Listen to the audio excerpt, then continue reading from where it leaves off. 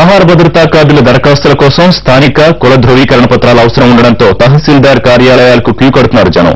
Shaikpet MRO ఆఫీసులో రద్దీపై మరిన్ని వివరాలు మా ప్రతినిధి రవికుమార్ అందిస్తారు.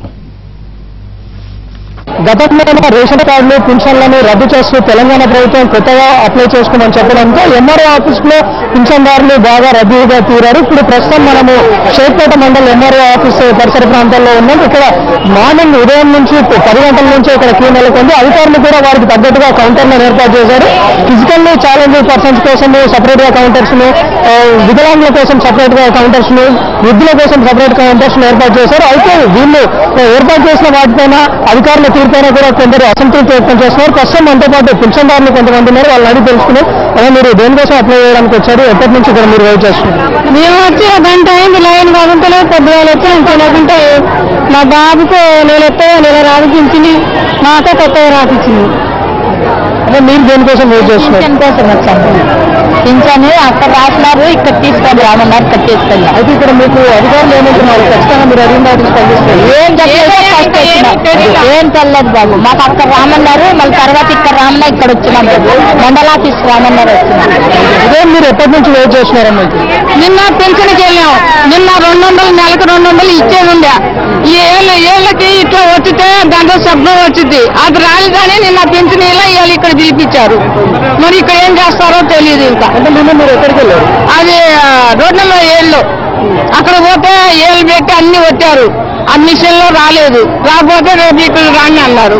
అందరూ ఇక్కడికి వచ్చినాం. ఆధార్ కార్డు జిరాక్స్ తీసుకొని రమ్మన్నారు. ఆధార్ కార్డు జిరాక్స్ తీసుకొని వచ్చినాం. నాది కూడా అంతేనే, ఏ నంబర్ పోయినా నాకు రాలేదు ఏళ్ళు అంటే వీడికి రమ్మన్నారు. ఆధార్ కార్డు తీసుకొని అందుకే వచ్చినాం. మా పాతమే ఇట్లా ముసలి లైన్ కట్టిపిస్తే మేము బతకన్నా సావాలన్నా ఒక మింగేస్తే చచ్చిపోతే నిమ్మలం అయిపోతుంది. ఇప్పుడు జిల్లు లేకుండా ఏం లేకున్నాయినా మా టిల్లు లేదు, ఏం లేదు, కోపిని లేదు. కోపిని కూడా పట్టేసిండ్రు, అన్ని పట్టేసిండ్రు. మళ్ళీ మేము బతకదు గుడిసెలో ఉండి ఏం అంతరం చెప్పండి బిడ్డ, చెప్పు మీరు నాయన చెప్పండి, గవర్నమెంట్ నాయన చెప్పండి. అయినా మీరు పింఛన్ గురించి నాకు 2 ఏళ్ళు పింఛన్ ఇస్తలేరు. అక్కడ చేపడారు కట్టబోడు ఈడికైనా రీచి వాళ్ళు ఇప్పుడు చూపుకోడట. ఎక్కడి నుంచి చాలా నొప్పులు పెట్టుకొని ఎక్కడ చేపు బాబా ఈ గవర్నమెంట్ అయితే వాళ్ళు మొత్తం మంచిగా ఇచ్చేస్తున్నారు. ఏం చేద్దాం మేము? గవర్నమెంట్ ఇచ్చే పెన్షన్ల కోసం మేము తీవ్రస్థాయిలో పోట్లాడుతున్నా కూడా ఇక్కడ దారిస్థాయిలకి కట్టమని చెప్తున్నారు అని చెప్పేసి అధికారులు కూడా పూర్తిగా స్పందించడం లేదని చెప్పేసి పెన్షన్దారులు అని అంటున్నారు. అయితే హైదరాబాద్ ఎంఆర్ఓ ఆఫీస్కి వెళ్ళిన వాళ్ళని షేక్పేట మండలానికి వెళ్ళమని చెప్పేసి, షేక్పేట మండలానికి వచ్చిన పెన్షన్దారులను ఇక్కడ కాదు మళ్ళీ యూసుఫ్ కూడా వెళ్ళమని చెప్పేసి ఇలా అధికారులు తమను చుట్టూ తిప్పుకుంటున్నారు తప్ప మాకు ఏ విధంగానూ సహకరించడం లేదని పెన్షన్దారులు వాపోతున్నారు. ప్రభాకర్తో రవికుమార్, ఎన్టీవీ, హైదరాబాద్.